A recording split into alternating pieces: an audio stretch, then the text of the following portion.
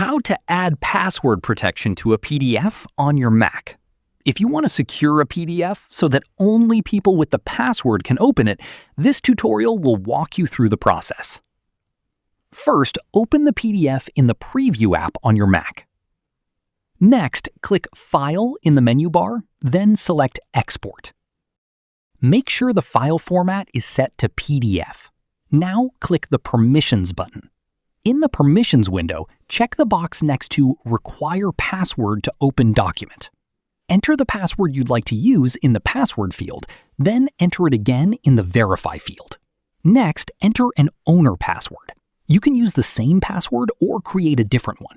Click Apply to confirm your changes.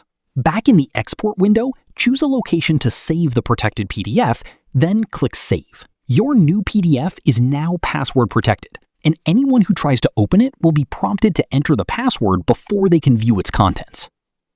So it's really as simple as that, guys. If you did find this video helpful, then let me know in the comments. Make sure to like the video and subscribe for more Mac tutorials, and I'll see you in the next one.